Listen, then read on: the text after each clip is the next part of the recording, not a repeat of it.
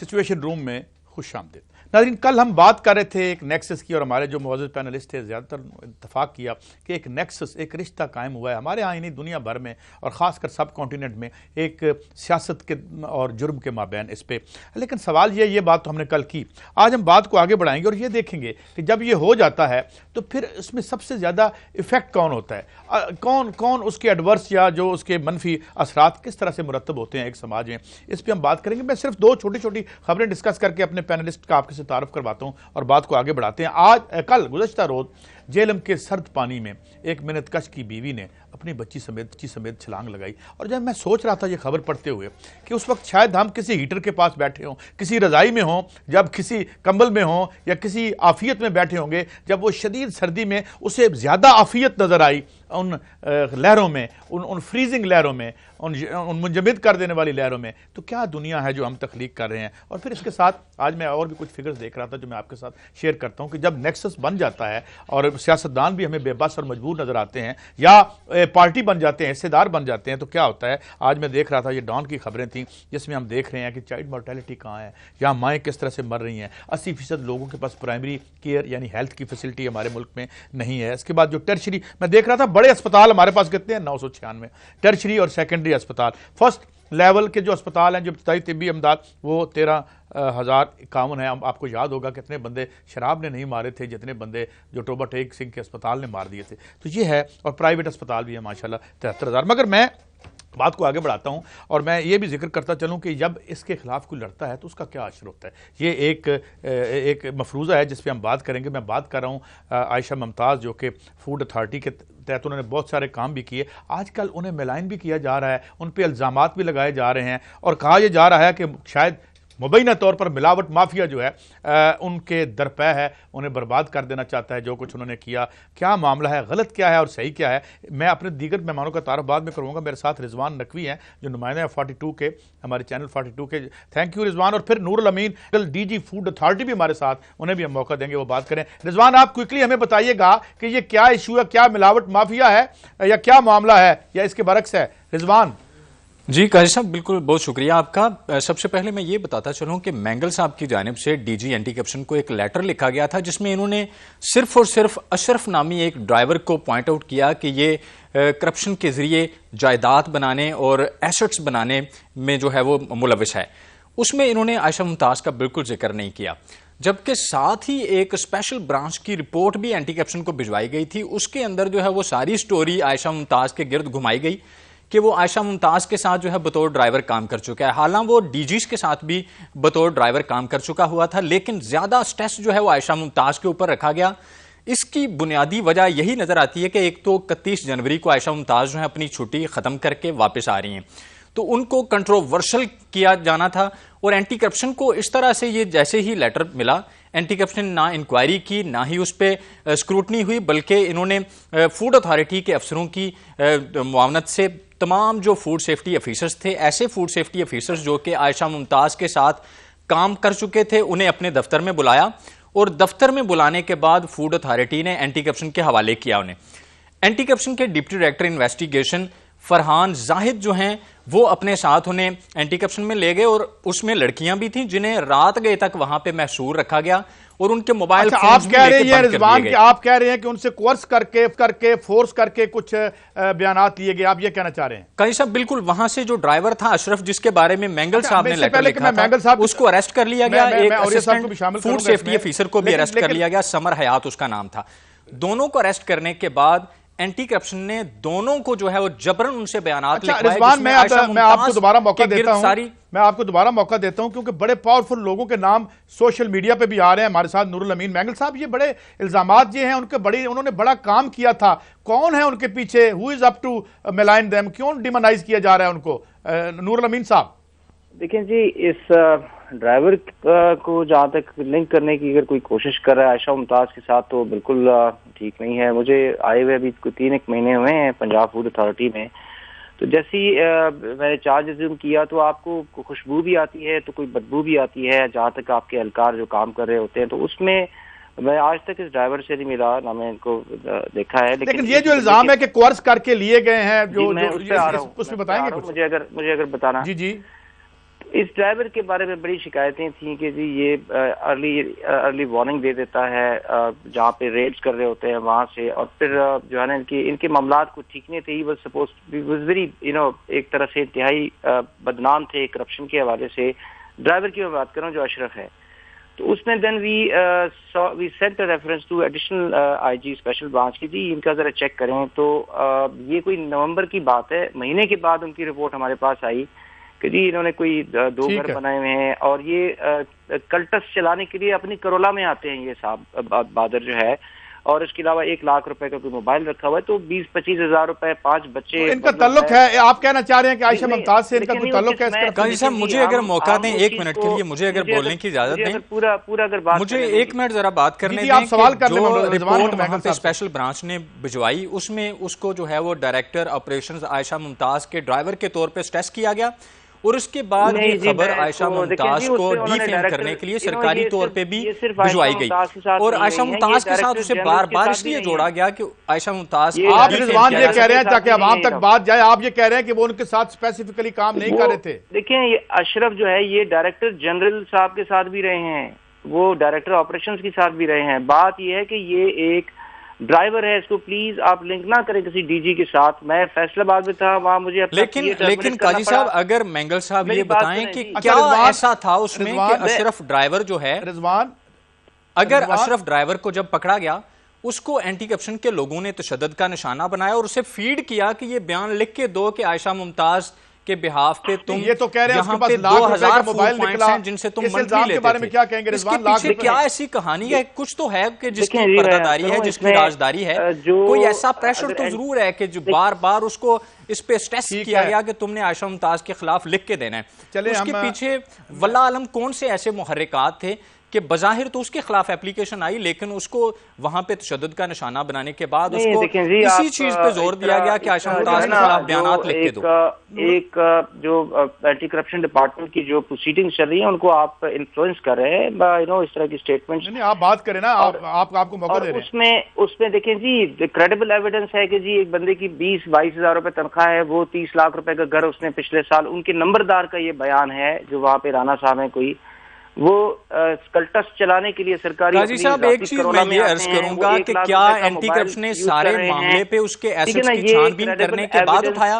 مجھے صرف سے کوئی غرض نہیں، نہ میں اسے جانتا ہوں، وہ اریسٹ اینٹی کرپشن میں، لیکن اینٹی کرپشن نے انکوائری ہی نہیں کی اور اس کو اٹھا لیا، اس کو جبرن جو ہے عائشہ ممتاز کے خلاف جو ہے وہ گواہ کے طور پہ اینٹی کرپشن اس کو جو ہے وہ سٹریس کر کے اس سے بیانات بھی لکھوا لیے.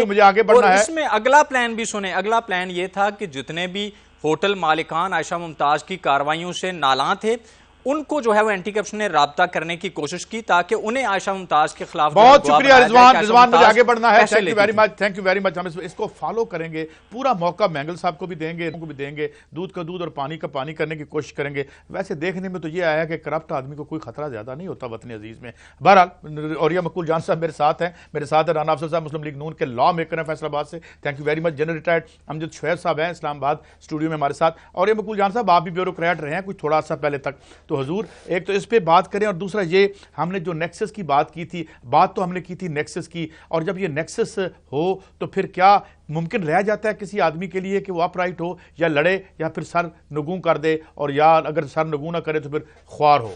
دیکھیں پہلی بات تو یہ ہے کہ آپ عائشہ ممتاز جس زمانے میں یہ سب کچھ کر رہے تھے کاروائیاں، اس وقت میں سرکاری ملازمت میں تھا اور اس کو کچھ عرصے کے لیے اون کیا جا رہا تھا کہ یہ بڑی کمال کی بات ہے. پروونشل گورنمنٹ اس کو اون کر رہی تھی، آپ کا میڈیا اس کو اون کر رہا تھا، سب کچھ کر رہے تھے. اس وقت جتنے بھی لوگ اس کے متاثرین تھے کسی کے بارے میں کبھی بھی یہ خبر نہیں آئی تھی کہ انہوں نے یہ کیا وہ کیا فلاں کیا. لیکن ہوتا یہ ہے کہ الیکشن جو نزدیک آ جاتا ہے تو گلے جو ہیں نکلنے شروع ہوتے ہیں. تسی ساڈے نال لنچ کیتا سی، تسی ساڈے نال لنچ کیتا سی، ساڈا ہوٹل بند ہو گیا، ساڈا ہوٹل بند ہو گیا، ہن اسی ووٹ کس منہ نال آئے ہو. یہ جو کس منہ سے آپ ووٹ لینے آئے ہو، یہ پھر جب ہوتا ہے تو وہ کہتے ہیں کہ اب مسئلہ ہوگا. پہلی بات تو یہ ہے فوڈ ایڈلٹریشن کہاں نہیں ہے؟ کیا پاکستان میں ہے؟ ہر جگہ ہے. اچھا آپ کیا اس نے بندے غلط پکڑے؟ کیا اس نے بندے غلط پکڑے تھے؟ کچھ کیا تھا. اب مسئلہ سارا یہ ہے کہ اینٹی کرپشن کے اندر آپ پوری کی پوری تفصیل، میں تو اینٹی کرپشن کی ایک ایک چیز کو جانتا ہوں نا. ٹھیک ہے، میں آپ انکوائریوں کی لسٹ اٹھا. اینٹی کرپشن بنیادی طور پر اسی کرپشن میں ہاتھ ڈالتی ہے کہ جس کے بارے میں سرکار کہتی ہے کہ ہاتھ ڈالے. اینٹی کرپشن کا سو موٹو کوئی پاور نہیں ہے. جو چیف منسٹر کہ چیف سیکرٹری یا ایک کمیٹی جو اپروو کرتی ہے وہ کہتی ہے کہ جناب فلاں بندہ جو کرپٹ ہے اس کے خلاف نکالو، ایویڈنس اپنے طور پہ نہیں دیکھتے، اپنے سوپر تو پاورز ہی نہیں ہے نا ان کے پاس. نہیں تو وہ کیسے دیکھتے؟ کوئی درخواست آتی ہے ان کے پاس؟ نہیں، آپ نے ایک سیکرٹری صاحب کے ایک ریفرنس دے دیں گے، ٹھیک ہے، سیکرٹری صاحب اس لیے ریفرنس دیں گے کہ وزیر صاحب ناراض ہو جائیں گے کہ فلاں. تو پھر یہ کہا جا سکتا ہے نا کہ جتنا شفاف کام نیب کر رہی ہے، میں ڈائریکٹر آف انکوائریز رہا ہوں. اب رانا صاحب جہاں موجود ہیں، میرے پاس ایک اینٹی کرپشن کا کیس آیا، وہ اپیل کے اوپر آتا ہے. اس کے بعد وہ بنیادی طور پہ ایک پٹواری کے تحصیلدار نیب تحصیلدار پٹواری کا کیس تھا. اب مسئلہ یہ تھا کہ اس نے ایک میوٹیشن کی ہوئی تھی، ٹھیک، اور لڑائی کس کی تھی؟ عابد شیر علی اور رانا ثناء اللہ کی آپس میں، ٹھیک. اس لڑائی کے اوپر اس پٹواری بیچارے کو کبھی یوں اور اس کو فٹ بال بنا ہوا تھا، اور اس کو رانا صاحب جو تھے، رانا ثناء اللہ، وہ اوور پاور کر گئے کہ یہ ہو گیا اور اس کو معطل کرا دیا. آپ یہ سمجھتے ہیں؟ سن لیں، میں آخری فرق میں نے نوٹ لکھا تھا کہ یہ ڈائریکٹر ممبر انکوائری بس کیسے نہیں آنا چاہیے، یہ چیف منسٹر خود دونوں پارٹیز کو بلائے، فیصلہ کرائے. رانا صاحب تھینک یو فار ویٹنگ، اور پھر میں جاؤں گا جنرل صاحب کی طرف بھی. رانا صاحب، یہ اچھے کام بھی کیے جاتے ہیں اور اچھے کام کے طور پہ یاد رکھا جا رہا تھا عائشہ ممتاز کو. اب سکینڈل سامنے آ رہے ہیں کہ جی ملاوٹ مافیا کا وہ شکار ہو رہی ہیں، اور پنجاب کی پاورفل شخصیات، سوشل میڈیا تو یہ بھی کہہ رہا ہے، میں کوٹ نہیں کرتا، لیکن آپ دیکھ سکتے ہیں کہ پاورفل شخصیات ناراض ہیں ان سے. کیسے کمنٹ کریں گے جناب رانا افضل صاحب؟ دیکھیں، میں اس کی تفصیل تو نہیں جانتا، لیکن جس طریقے سے آپ نے بتایا کہ ان کو فریم کیا جا رہا ہے، وہ میں اس کو سمجھتا ہوں کہ وہ بالکل ٹھیک سٹوری ہے. اور مجھے پتہ نہیں تھا کہ آج یہ آپ ایشو اٹھا رہے ہیں، ورنہ میں آج آپ کے چینل پہ نہیں آتا. اس کی وجہ یہ ہے کہ مینگل جو ہے یہ فیصل آباد کا ڈی سی او رہ کے گیا ہے، اور میری اس کے خلاف پریویلیج موشنز ہیں، اور میں نے اس کے خلاف بہت سے کرپشن کے کیسز اٹھائے ہوئے ہیں. تو اس لیے میں اس پہ کمنٹ بالکل مجھے علم نہیں تھا کہ آج آپ یہ لے رہے ہیں. اور اسی قسم کا ایک کیس یہاں پہ ہوا تھا کہ ایک ان کا جو گن مین تھا، اور یہ رپورٹ جو ہے اسپیشل برانچ کی ہے، ٹھیک ہے، اور اس نے اسپیشل برانچ نے رپورٹ کیا کہ وہ گن مین جو ہے 45 لاکھ روپے کا تھیلا لے کے بھاگ گیا. کہاں سے؟ اور وہ پیسے جو تھے وہ منتھلی اکٹھے کیے گئے تھے یہاں سے. اور یہ اس رپورٹ کی میں بات کر رہا ہوں. اس گن مین کو کار چوری کے الزام میں گرفتار کر لیا گیا، اس کو جیل میں رکھا گیا، اور پھر وہ بات دبانے کے لیے اس کو غیر حاضری کی بنیاد پر نوکری سے نکال دیا گیا. اور وہ گن مین آج کل یہاں پہ کاروں کا شو روم چلا رہا ہے. تو یہ جو اس قسم کی حرکتیں ہوتی ہیں، اپنے اوپر کیس بن جائے تو اس کو ختم کر دینے کی، اور کسی کا رگڑا نکالنا ہے تو اس کے لیے لوگوں کے اوپر دباؤ ڈال کے ایویڈنس اکٹھا کر لیا اور اس کو نکال دیا، تو میرے لیے یہ کوئی عجیب بات نہیں ہے. اور مجھے بظاہر جس طرح سے میں شخصیت کو جانتا ہوں فیصل آباد کے تجربے سے، میرا دل گواہی دیتا ہے کہ یہ بالکل کہانی درست ہے. کل بھی ہمارے ایک مسلم لیگ نون کے ہمارے دوست آئے تھے، میں نے ان کو بھی خراج تحسین پیش کیا تھا، اور میں آپ کو بھی کرتا ہوں کہ اگر یہ روایت قائم ہو جائے کہ جو لا میکرز ہیں وہ کھل کے بات کریں اور اس طرح سے، تو میرے خیال میں یہ اپریشیٹ کرنا چاہیے. جنرل امجد شعیب صاحب، تھینکس فار ویٹنگ سر. میں آپ کی طرف آتا ہوں. اب ہم نے جو سوال اٹھایا تھا کہ یہ جو ایک کلچر بن گیا ہے جو نیکسس کرائم کا اور بیوروکریسی کا اور سیاست کا بن گیا ہے، اس کو یہ ٹوٹتا نظر نہیں آتا. وہ لوگ ٹوٹ جاتے ہیں جو تنہا اس کے خلاف لڑنے کی کوشش کرتے ہیں، بھلے کتنے ہی لوگ کیوں نہ ہو، رانا افضل صاحب کی طرح یا سینیٹر بیگ صاحب جیسے. جی جنرل صاحب. بسم اللہ الرحمن الرحیم. دیکھیں، بات یہ ہے کہ جو لوگ یہ کام کرتے ہیں وہ ان کو خود بھی پتہ ہوتا ہے کہ وہ تنہا ہیں اس فیلڈ میں، اور وہ اپنی ایک کنوکشن کے تحت کام کرتے ہیں، کہ اپنے ایمان کے وجہ سے کام کرتے ہیں، نہ کہ انہوں نے اس کا کوئی اجر کسی سے لینا ہوتا ہے، اور مشکلات بھی انہی کے رستے میں آتی ہیں. لیکن میں سمجھتا ہوں کہ اگر ایک شخص کا ضمیر اپنا مطمئن ہے تو وہ اس کے لیے بہت بڑا ایک ذریعہ ہے زندگی گزارنے کا، آگے بڑھنے کا. کیونکہ بے ضمیری تو کوئی بھی کر سکتا ہے، اور کرنے کے بعد اگر اس کو خود ہی دل سے ملامت وہ کرتا رہے اپنے آپ کو، تو وہ مناسب نہیں. آپ کو، مجھے، سب کو پتہ ہے کہ عائشہ ممتاز نے کیا رول ادا کیا. ہمیں یہ بھی پتہ ہے کہ اس نے کن کن سے دشمنیاں لیں. بڑے بڑے ہوٹلوں والے، بڑے بڑے وہاں پہ کاروبار چلانے والے، وہ لوگ جو ہیں وہ آج اس کے دشمن ہیں. ایک تنہا خاتون نے ان کو نکیل ڈالی ہوئی تھی، ان کے کاروبار اس سے افیکٹ ہوئے، ان کے ریسٹورنٹس اور ہوٹلز کو اس نے لاک اپ کیا. اور ان چیزوں کے بعد وہ لازماً وہ اس سے جان چھڑانا چاہیں گے. اگر یہ خاتون وہاں رہتی ہے تو ان کے لیے مسائل پیدا کرتی ہے. میرا خیال ہے میڈیا میں جو ہم آواز اٹھا رہے ہیں اس سے کچھ نہ کچھ تو اثر حکومت کے کانوں تک آواز پہنچنے سے ہونا ہی چاہیے کہ وہ اس قصے کی تحقیقات کریں. ٹھیک ہے. اور تحقیقات بھی ایک انڈیپینڈنٹ ہونی چاہیے جہاں اس خاتون کا اعتماد بحال ہو, اس کو بھی اندازہ ہو کہ یہاں کسی اصول پرست آدمی کی یا خاتون کی آواز سنی جا سکتی ہے اور اس کو اس کے حق دیا جائے. میں سمجھتا ہوں اس طرح اس کو ایک کانٹے کے طور پہ باہر نکال دینے سے یہ معاشرہ بہت خرابی کی طرف جائے گا اور آئندہ آنے والے لوگوں کو یہ احساس دلایا جا سکتا ہے کہ اگر آپ بھی اسی روش پہ چلے تو آپ کے ساتھ بھی یہی کچھ ہوگا. جلسہ مجھے ایک بریک لینی ہے. میں سمجھتا ہوں کام چل نہیں سکتا. ایک بریک لینی ہے. ایک بات ہم نے کی, بات آگے بڑھائیں گے کیونکہ بات اس سے آگے کی ہے. ہم روزانہ بات کرتے ہیں پاناما, ہر چوک پہ پاناما اس غریب آدمی کے لیے, ہر موڑ پہ, ہر تھانے میں اس کے لیے پاناما اس کا انتظار کرتا ہے.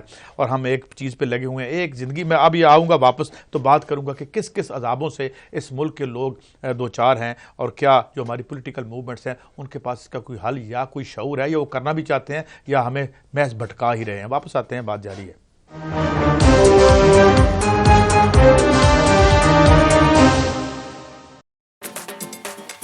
کچھ ڈفرنٹ, کچھ نیا کرنا ہے, لائف میں ایک نیا مزہ بھرنا ہے. کوکیز کی نئی شیپ بنا کر اس پہ اسٹرابیری جیم لگا کر مزے سے بھرتی اس کی بائٹ, یہ ہے پکفیلڈ جیم ڈیلائٹ. Welcome back. جب ہم اس نیکسس کی بات کرتے ہیں اور یہ کہتے ہیں کہ سفر عوام کرتے ہیں, اب میں آتا ہوں ایک اور بڑے ایشو پہ. اور کل ہی ایک بڑے اخبار میں ایک خبر چھپتی ہے اور وہ اخبار بھی کچھ ایسا ہے کہ جسے ہم کہہ نہیں سکتے کہ خدا نخواستہ بہت زیادہ ہاسٹائل ہو سرکار کے اعتبار سے. پتہ یہ چلتا ہے کہ تقریباً جو 22 ستون بنائے گئے ہیں اس اورنج ٹرین کے لیے, وہ ان کو جب نیس پاک اس کو دیکھتی ہے تو پتہ چلتا ہے وہ فالٹی تھے. 9000 ستون بائی دا وے بن چکے ہیں, وہ ابھی تک پتہ نہیں چلے. یہ بھی آپ یاد رکھیے کہ مجھے جو فگر یاد آ رہی ہے, خدا کرے کہ ٹھیک ایسے ہی ہو, وہ یہ تھی کہ $3.5 ملین میں بنا ایک میل چائنا میں, 7 ملین میں بنا فرانس میں, ہم نے 11 ملین کا بنایا. اس میں سے 22 ستون ایسے نکلے ہیں جنہیں اب دوبارہ سے کیس بھی ہو گیا ہے, پی ایم صاحب نے اس کا سنا ہے, نوٹس لیا ہے اور ان میں دوبارہ سے کچھ سپورٹس لگائی جائیں گی. مگر جو ستون بن چکے ہیں اور ان کے اوپر وہ آپ نے لگا دیے, سلسلہ بنا دیا, وہ کون جانے اس پہ کون بیٹھے گا. اب میں اس پہ بات اور یہ صاحب آپ سے بات کرتا ہوں کیونکہ بات تو مجھے ویسے رانا صاحب سے کرنی ہے اس پہ, لیکن آپ یہ بتائیے کہ یہ جو اتنا کہتے ہیں جی ہم نے کوئی کرپشن نہیں ہے, ایک پیسے کی نہیں ہے, اور یہ سارے ایشو سامنے آ رہے ہیں. دیکھیں بنیادی طور پر اگر آپ دیکھیں نا کبھی اور کمپیئر کریں پنجاب کے اندر یا کسی بھی جگہ پر, تو پورے پاکستان میں جاتے ہیں, صرف پنجاب اسپیسیفک نہیں بات کر رہا ہوں, اس کے اندر جو آپ کا وہ بنتا ہے نا جسے آپ کہتے ہیں PC1, اس PC1 کے اندر انہوں نے بڑی مزدار ایک بنائی ہوئی ہے ریٹس جو ہیں. آپ کا بھی یہ جو ریٹ لسٹ چھپتی ہے نا اس کی C&W کی, بڑی کمال کی ہے. اس میں وہ چیزیں جو کہ مطلب شاندار قسم کی ہے نا, ان کے ریٹ جو ہیں وہ بہت کم ہوتے ہیں. مطلب فانوس کا ریٹ بڑا کم ہوگا جو بہت کم لگنا ہے, یا کسی اور چیز کا ریٹ بہت کم ہوگا, سیمنٹ کا ریٹ زیادہ ہوگا, اس کا کیل کا ریٹ زیادہ ہوگا, فلاں چیز کا ریٹ زیادہ ہوگا. اور دوسری بات یہ کہ ٹینڈرنگ پروسیس جو ہے نا, it's basically design for corruption. یہ موبائل ہے نا, اگر آپ کو 50,000 کا مارکیٹ میں ملتا ہے نا, جب آپ اس کو ٹینڈر کرتے ہیں تو اس کا سب سے کم بولی 80,000 ہوگی, اور اس کے اندر آپ ٹیکس ڈول کے بعد, اور پھر وہ ظاہر بات ہے وہ کہیں گے جی ہم تو اس سے کم ٹینڈر آیا ہی نہیں ہے. یہ ایک انہیرنٹ کرپشن کا پروسیس ہے جو بیوروکریسی نے اپنے پولیٹیکل ماسٹرز کے ساتھ مل کے ڈیزائن کیا ہوا ہے. اب کرپشن کو ہم پارٹ آف دیٹ پروجیکٹ بنا دیتے ہیں. اچھا ہوتا یہ ہے کہ دنیا پوری میں ظاہر بات ہے کک بیکس ہوتی ہیں, آپ بہت زیادہ جانتے ہیں کہ جہاں وہ ایٹ لیسٹ 50 سال تک پاکستان کے اندر, انڈیا کے اندر یا ڈیولپنگ کنٹری کے اندر جو لوگ کک بیک دیتے تھے اس کے اوپر ان کو ٹیکس ہالیڈے ملتی تھی. یعنی پونٹے مسان, مجھے اچھی طرح یاد ہے کہ پونٹے مسان نے یہاں پر, آپ الیج کر رہے ہیں کہ یہ کک بیک ہے, یہ کمیشن ہے, یہ پارٹ آف دا تھنگ بن گئی ہے, آپ اس کو پکڑ ہی نہیں سکتے. یہ وائٹ کالر کرائم ایسا ہو گیا ہوا ہے کہ پی فیکٹر اس کو کہتے ہیں. فرانس میں پونٹے مسان نے کوئٹہ کے اندر بیچے اپنے پائپ جو ڈکٹائل کاسٹ آئرن پائپ تھے, اور اس کے اندر انہوں نے جب کک بیک دی اور وہ کک بیک اس کی پرائس کے ساتھ شامل ہوئی تو انہوں نے پوچھا تم نے اتنے مہنگے کیوں بیچے, تو انہوں نے کہا یہ ہم نے کمیشن دی ہے, تو اس کے اوپر ان کو ٹیکس کی چھوٹ ملی. یہ پورا انٹرنیشنل لیول کا ایک فینومینا بن تو چکا کیا ہے پھر یہ یہاں اچھا رانا صاحب آپ کی طرف آتے ہو. رانا صاحب یہ کل خبر چھپی ہے اور اس میں آپ کی حکومت نے اس طرح سے لیا بھی ہے ایک طرح سے کریڈٹ کے جی ہم نے, مگر اب 9000 بن چکے ہیں, اس کے بارے میں کوئی اس پہ ایک ٹرین چلنی ہے اور اس پہ کسی, مجھے نہیں لگتا کسی حکمران نے یا حکمران کے بچے نے بیٹھنا ہے, ہم غریبوں کے بچوں نے ہی بیٹھنا ہے. تو یہ کیا سلسلہ ہے, اس پہ آپ کیسے کمنٹ کریں گے جناب رانا افضل صاحب؟ دیکھیں میں بھی انجینئر ہوں اور میں ان چیزوں کو شاید دوسرے ساتھیوں سے بہتر سمجھتا ہوں. جہاں تک کرپشن کا تعلق ہے, ہمارے ہاں تو فوبیا ہو گیا اور ہم ہر چیز میں کرپشن ڈھونڈنے لگ جاتے ہیں. لیکن اس سے پہلے میرا خیال ہے آپ کو یہ بھی ڈھونڈنا ہوگا کہ انسان بھی تو خطا کا پتلا ہے, غلطیاں بھی ہوتی ہیں, ڈیزائن بھی غلط ہوتے ہیں, کنسٹرکشن کے دوران پروجیکٹ فیل بھی ہو جاتے ہیں اور مسٹیکس بھی ہوتی ہیں. یہ اگر 8-9 پلرز کے اندر کوئی کمی محسوس کی گئی ہے تو اس کا تدارک کرنے کا بھی طریقہ جو ہے آپ کے پروجیکٹس کے اندر ہے. میں جانتا ہوں پرائیویٹ سیکٹر میں ایک صاحب فیکٹری بنا رہے تھے, اس کی فیکٹری کی چھت گر گئی. اب بندہ کہے کہ جی وہ پرائیویٹ مالک تھا, اپنی فیکٹری کے ساتھ خود ہی کرپشن کر رہا تھا. تو یہ corruption is not the only issue. بالکل اس کی انکوائری ہونی چاہیے. اگر تو انہوں نے سریا کا سائز کم رکھا تو پھر تو اس کانٹریکٹر کو جیل میں لے کے جانا چاہیے. تو لیکن 6 میٹر جو تھے نا, 6 میٹر اس کی گہرائی انہوں نے کم رکھی. اب باقی میں آؤں گا دوبارہ آپ کی طرف, مگر آپ نے بات ٹھیک کہی ہے, غلطی بھی ہو سکتی ہے. جنرل امجد شعیب صاحب, آپ کو غلطی کا زیادہ پہلو نظر آتا ہے, آپ کیسے دیکھتے ہیں؟ It is just a human error which might جو ہمیں بہت قیمتی بھی پڑ سکتی ہے. جنرل صاحب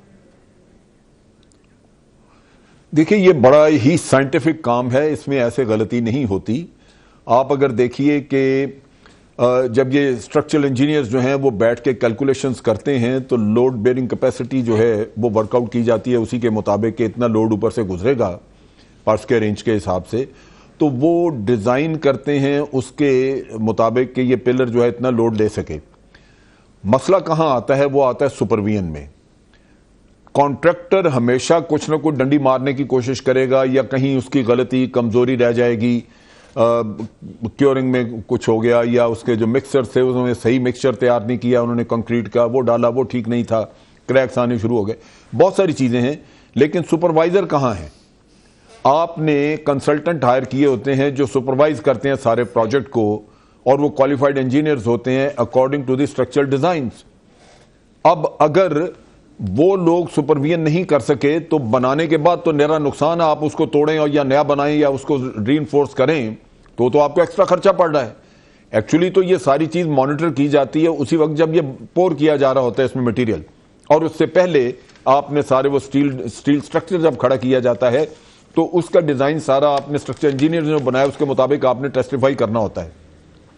اب یہ جو کنسلٹنٹ ہیں اور سپروائز جو کر رہے ہیں, میرا خیال ہے کہ یہ ان کی غلطی ہے اگر غلطی ہے, اور اگر یہ کرپشن ہے تو کانٹریکٹر کی غلطی ہے کہ اس نے کچھ اس میں بچت کا راستہ کیا ہوگا. موسٹ پروبلی یہ میرا خیال ہے کہ یہ سپرویژن کی خرابی ہے, شاید کرپشن نہ ہو, سپرویژن کی خرابی ہے جہاں پہ کہ دیکھا نہیں گیا کہ اکارڈنگ ٹو دی ڈرائنگز چیز جو ہے وہ پوری طرح اس طرح بنائی گئی ہے یا نہیں. تبھی اگر باقی کے پلر جو ہیں وہ ٹھیک ہیں تو یہ 8-10 بھی ٹھیک ہونے چاہیے تھے. تو میرا خیال ہے کہ یہاں پہ سپرویژن کا مسئلہ ہے اور کسی نہ کسی کی ذمہ داری بنتی ہے. یہ تو ابھی جو نکلے ہیں ابھی تو 9000 ایسے ہیں جن کو کسی نے بریک لینی ہے مجھے, مگر بات جو جنرل صاحب ریگولیٹر کدھر ہیں, کیا ریگولیٹر؟ اور پھر میں ایک اور بھی بات آپ کو یاد کراؤں کہ ابھی ہم نے رو کے چپ کر گئے. یہ جو ایئرپورٹ بنا تھا جس کے مابین 2 کلومیٹر کا فاصلہ ہونا تھا اور 200 میٹر کا فاصلہ ہے, اور اب ایک رن وے چلایا نہیں جا سکتا, اربوں روپے ہمارے ضائع ہو گئے. اور پتہ چلا کہ وہاں پہ جو ریگولیٹر تو چھوڑیں, جو کنسلٹنٹ تھے ان میں ہومیوپیتھک ڈاکٹر بھی تھا. بار بار کہہ کے اب تو شرم آتی ہے مجھے بار بار دہراتے ہوئے, کسی نے پوچھا نہیں. واپس آتے ہیں تو دیکھتے ہیں کہ کیا یہ ایرر ہے یا کوئی ویسٹڈ انٹرسٹ ہے. بات کریں گے آ کے, اور یہ مقبول جان صاحب سے ہمارے ساتھ رہیے.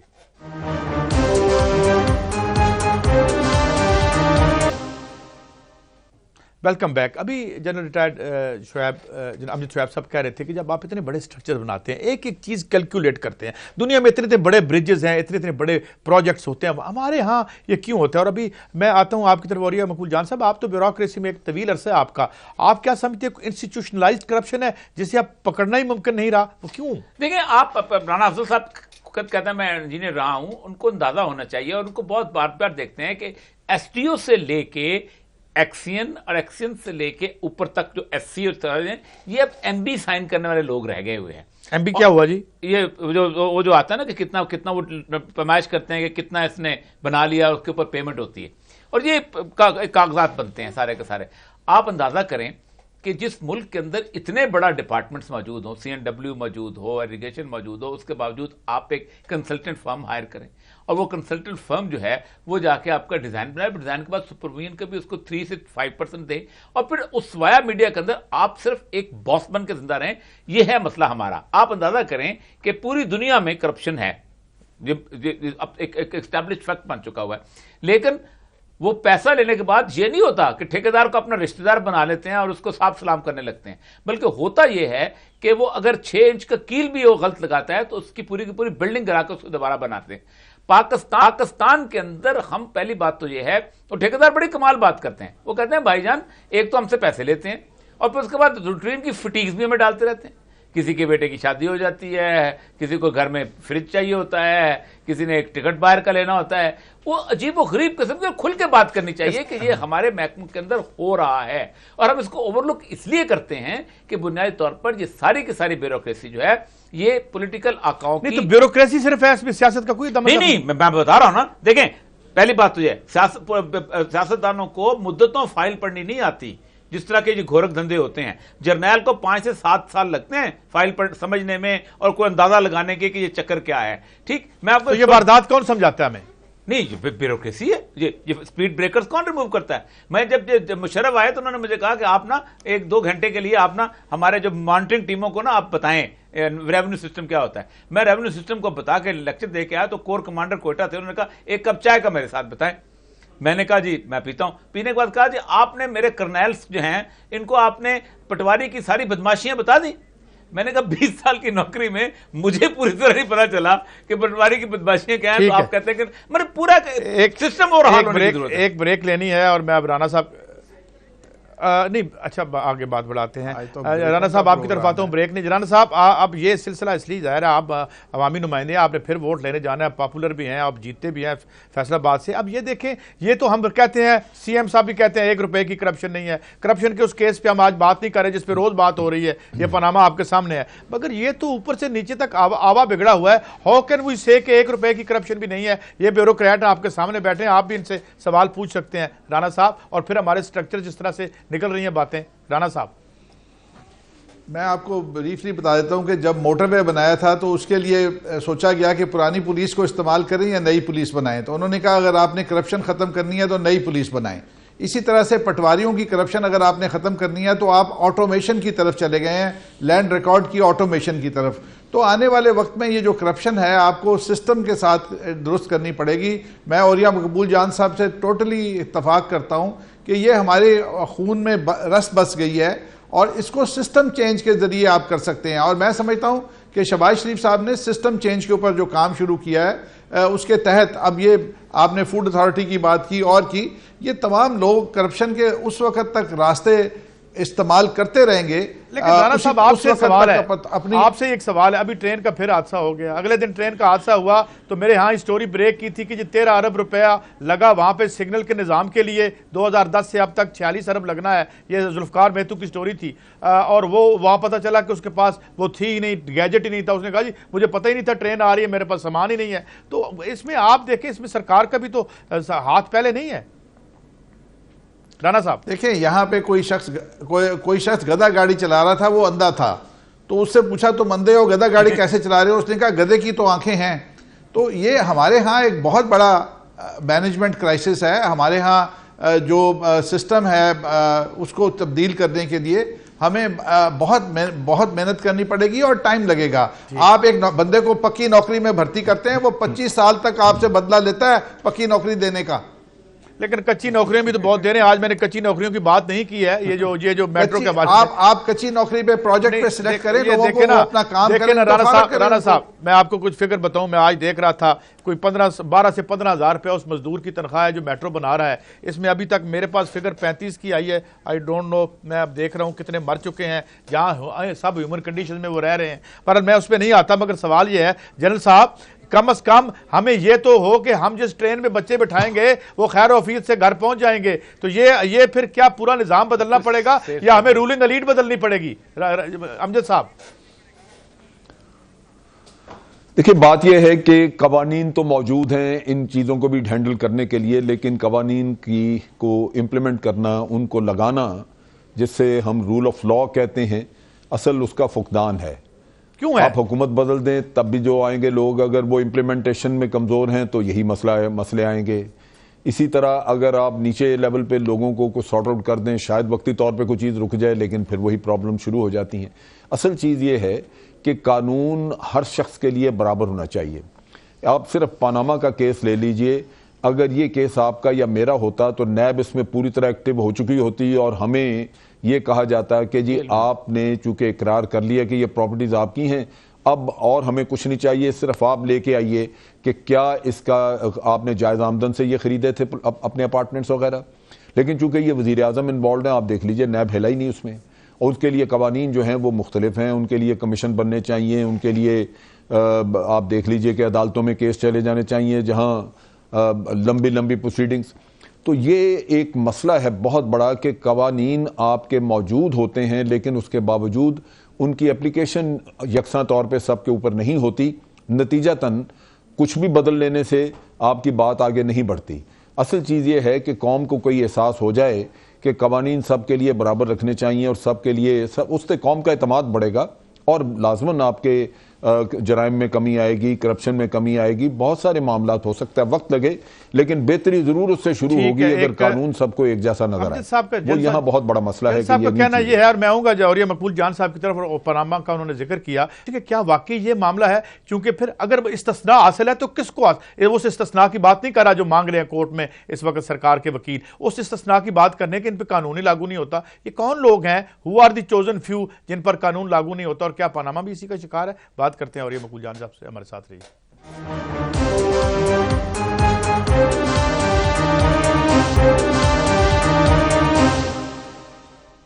Welcome back. سوال تو میں نے اور یہ مقبول جان صاحب کے لیے چھوڑا تھا، مگر ظاہر ہے پاناما کے حوالے سے بات ہو رہی ہے. میں چاہوں گا رانا صاحب آپ پہلے رسپانڈ کر دیں آخری لمحے تاکہ بات آپ کی تشنہ نہ رہ جائے. رانا صاحب. جی بہت شکریہ آپ کا. دیکھیں ابھی دو باتیں کی. ایک تو جنرل صاحب نے کہا کہ نیب اگر پاناما کے کیس میں ہمارا نام ہوتا تو نیب ایکشن لے چکی ہوتی. میں یہی بات بتانا چاہتا ہوں کہ پاناما کے کیس میں وزیر اعظم کا نام نہیں تھا، اور ایف بی آر نے ان تمام لوگوں کو جن کے نام تھے ان کو نوٹسز دے کے کارروائی شروع کر دی. اگر وزیر اعظم کا نام ہوتا تو یہ جو اس طرح سے وزیر اعظم کو ملائن نہ کرے. اب کورٹ میں کیس چل رہا ہے، اس کا فیصلہ آ جائے گا.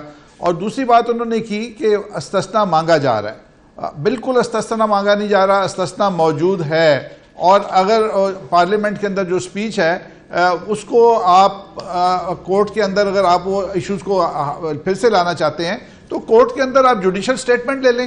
لیکن اس کے اوپر جو ڈیبیٹ کرنا اور اس کے اوپر اتنا وہ الزام تراشی کرنا کہ جی وہاں جھوٹ ہے یہاں جھوٹ ہے، وہ دونوں سٹیٹمنٹس جو ہیں ہر موقع محل کے حساب سے درست ہیں. اگر آپ کو انہی سوالوں کے جواب لینے ہیں تو آپ عدالت میں جواب لے لیں. تو اس لیے یہ کہہ دینا کہ پاکستان کے اندر انصاف موجود نہیں ہے، میں سمجھتا ہوں کہ ہمارے سپریم کورٹ، ہماری عدلیہ جن حالات میں ہم ہیں پاکستان کے اندر اوور آل ڈیٹیوریشن ہے، وہ ایک اچھا کام کر رہے ہیں، اور نتیجہ انشاءاللہ عوام کی توقعات سے بہتر نتیجہ آئے گا. جی اور یہ صاحب آپ بچوں کو کوئکلی کیونکہ پھر ہم جنرل صاحب سے بھی بات کر لیں. دیکھیں پہلی بات تو یہ ہے کہ 90% اگر نیب کے کیسز اٹھائے جائیں نا تو کسی نے اپنے نام پہ جائیداد نہیں بنائی ہوتی. پٹواری کے بیٹے کی جائیداد بنائی ہوتی ہے، کسی نے نہیں بنائی ہوتی. سر آپ کرپشن کے کیسز سارے اٹھا لیجئے گا، وہ اس کے بیٹے کے جائیداد کے پاس پہنچتے ہیں، اس کی بیوی کے جائیداد کے پاس پہنچتے ہیں، اس کے سالے کے جائیداد کے پاس پہنچتے ہیں، اس کے قریبی رشتہ دار کے جائیداد کے پاس پہنچتے ہیں، اس کے کہیں اور اس نے جو چیزیں کی ہوتی ہیں اس کے ذریعے وہ اس بندے تک پہنچتے ہیں. لیکن وہ اس کی ایک انویسٹیگیشن چلتی رہتی ہے. نیب ہمیں پتہ ہے، مجھے اچھی طرح یاد ہے کیونکہ میں مشرف دور کے اندر کالم لکھا کرتا تھا اور میرے پیچھے نیب لگائی گئی تھی. میں نے 2 سال تک نیب بھگتی ہے، اور 2 سال کے بعد نیب والے نے مجھے کہا تھا کہ آپ کو اور معذرت کی تھی کہ ہم نے بہت تنگ کیا. وہ روز بٹھا لیتے تھے اور روز آ کے کہتے کہ جی فلاں فلاں فلاں فلاں ایک ٹی اے بل تک وہ دیکھتے تھے. چلو حالانکہ کوئی الزام نہیں تھا کیونکہ پیچھے لگایا گیا ہوا تھا، بہت سارے لوگوں نے لگایا گیا تھا. لیکن اصل مسئلہ یہ ہے کہ مجھے یہ سمجھ نہیں آتی پاکستان کی بیوروکریسی کی. اب نیب کا جو چیئرمین ہے نا، اس کو دنیا کی کوئی طاقت نہیں ہٹا سکتی انلیس کہ اس کے خلاف ایک ریفرنس چلا جائے. ٹھیک، کوئی اس کو فکر فاقہ نہیں, اس کی نوکری نہیں جا سکتی. ہم سے چند ایک سال سینئر آدمی ہے, مطلب ایسی کوئی بات بھی نہیں ہے, میں جانتا ہوں بڑی چیز. پھر تو اسے کسی کو لیکن فائدہ نہیں پتہ نہیں کیوں یہ لوگ اتنے ویک ہو جاتے ہیں, کہ اس کیس کو اس طرح پرسو نہیں کرتے جیسے ایک عام آدمی کا کیس پرسو کیا جاتا ہے. یہی ہمارا اصل میں مسئلہ ہے, اور یہ مسئلہ بہت ہے. میں آپ کو پائلز اینڈ پائلز کے کیسز بتا سکتا ہوں 13-14 سال کے اندر, کہ جس کے اندر کسی بندے کا نام ہی نہیں تھا. نہیں تو بے نامی اس لیے رکھے جاتے ہیں. اچھا جل صاحب, وقت آپ نے دونوں طرف سے آرگومنٹ سنے, رانا صاحب کا بھی, اور آپ کیسے رسپونڈ کریں گے اس ایشو پہ, یہ جو بات ہو رہی ہے جل صاحب؟ دیکھیے بات یہ ہے کہ ایف بی آر نے نوٹس دیا, ایف بی آر تحقیق کرے گا, یہ تو بات کی باتیں ہیں, لیکن عام حالات میں نیب ہی کیس لیتا ہے, جیسے ابھی اوریت بھی بات کر رہے تھے. لیکن بارصورت اب چونکہ جیسے رانا صاحب بھی کہہ رہے ہیں کہ عدالت میں کیس ہے, میں نے استثناء کی بات نہیں کی تھی, آپ نے ذکر کیا, اور یہ بات درست ہے کہ استثناء شاید پرائم منسٹر نے نہیں مانگی. استثناء جو ہے وہ ان کے وکیل جو کہ بہت ہی منجھے ہوئے, بہت پرانے وکیل ہیں اور بڑا نام ہے ان کا, مخدوم علی خان کا, انہوں نے استثناء کا ذکر کیا اور غالباً بعد میں ان کو منع کر دیا. یہ ہو سکتا ہے کہ جو وکیل ہیں, چونکہ وہ بڑے ماہر وکیل ہیں, ان کی دانست میں شاید استثناء ہی ایک رستہ ہو جس کے ذریعے پرائم منسٹر صاحب کو کچھ ریلیف مل سکتا ہو. تو اس وجہ سے ہو سکتا ہے انہوں نے ذکر کیا ہو. میں پوری طرح اس سے بہت شکریہ جناب وکیل میں اندازہ نہیں بات کر رہا ہوں. رانا افضل صاحب اور یہ مقبول جان صاحب اور رضوان نقوی صاحب کو بھی ہمارے ساتھ شامل تھے. مگر ناظرین ہم بات یہ اس لیے کر رہے ہیں کہ بڑی تلخ ہے, اور یہ معاملات ہمیں دیکھنے پڑیں گے اور بدلنا پڑے گا اگر ہمارے کوئی مستقبل ہے قوموں کی دنیا میں. اجازت دیجیے, اللہ حافظ.